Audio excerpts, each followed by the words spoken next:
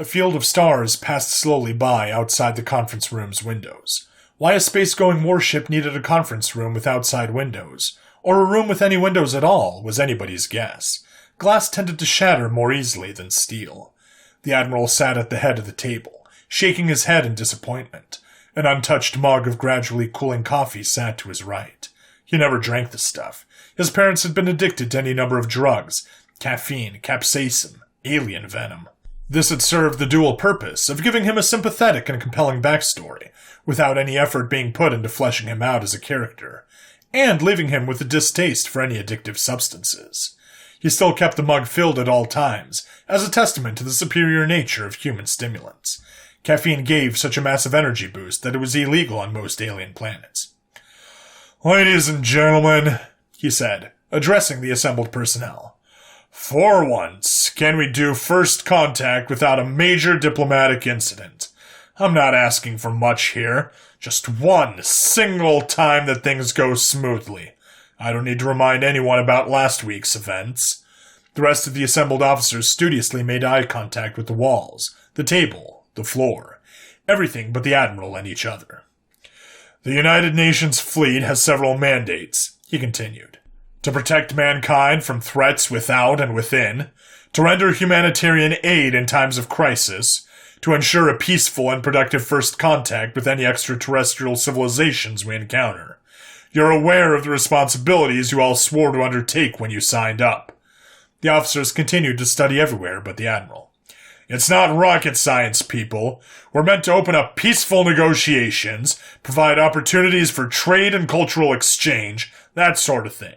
So why is it that every single time we've made contact with an alien civilization, without exception, it's devolved into them being completely wiped out for minor insults, or us fucking them so literally and decisively that within a generation their genetic code was indistinguishable from our own?" An officer raised his hand. "You have something to add, Colonel?"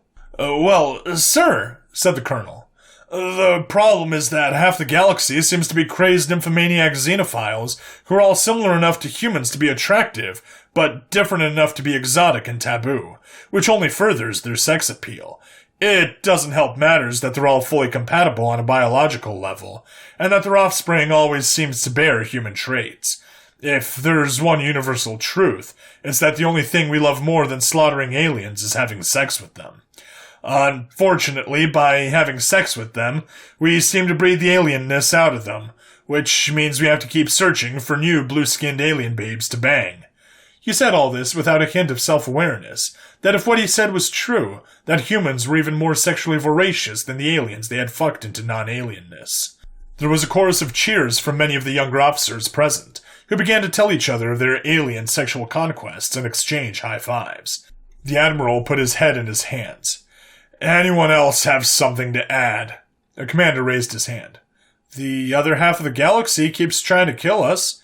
There's killer robots, ancient gods, hive minds, ancient killer robot hive mind gods, and generic evil empires who want to enslave us, eat us, or strip our planet of resources.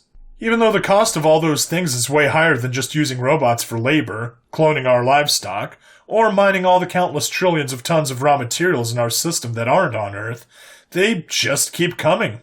For some reason, the brass didn't give us any guns, tanks, or aircraft, just nuclear bombs, bioweapons, and planet-killing kinetic bombardments. We'd love to talk to them and teach them the error of their ways, but they never listen. And we simply don't have the equipment for a measured and proportional response. It's either all or nothing." A group of Marines who were inexplicably present at this high-level meeting gave a chorus of resounding "Hoorahs!" while banging their fists on the table, and also banging a group of alien babes. It was unclear why the Marine Corps still existed, when all warfare was done through unrelenting and overwhelming orbital bombardment, with weapons of mass destruction. But Marines aren't paid to think about stuff like that, so they let it slide. By this point, the Admiral was seriously contemplating throwing a mug at the window, shattering the impractical structural weakness, and letting them all be sucked into space. "I'm well aware of our prior problems with first contact, so please, for the love of all that is holy, can we do this right this time?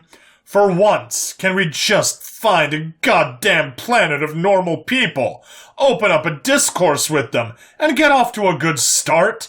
Can we not outfuck the sex addicts or out-genocide the warmongering robots? He hit a button, and the conference room's holographic projector, which should have been mentioned earlier in the story as a sort of Chekhov's gun, but is being introduced now for convenience's sake, activated. A 3D representation of the contact team's leader came into view. Sir, he said to the Admiral, there seems to be a bit of a problem down here. He turned the camera around. Facing it was a woman dressed in power armor that managed to completely miss the point of being armor, and covered at most 10% of her skin, which was blue. Apart from the blueness, which was exotic, and the fact that her ears were pointed, which was even more exotic, she looked almost exactly like Scarlett Johansson, the hottest woman alive, and none of you fuckers had better suggest otherwise, except proportioned in such a way that she was literally the perfect body type for anyone's preferences, even straight women and gay men. The Admiral contemplated suicide. I lead this planet, she said. If you want us to view you as equals, you must defeat us in one of two conquests. The first is open battle with our best warriors facing yours in honorable hand-to-hand combat. The Marines gave another chorus of "Oorahs!" and began to strike heroic poses to each other, while complimenting themselves on their martial prowess. The second contest is dominating us sexually! The Admiral pulled out his sidearm and shot the conference room window. The still high-fiving Marines continued to pose heroically and compliment each other, as they and the rest of the crew were sucked into the vacuum of space.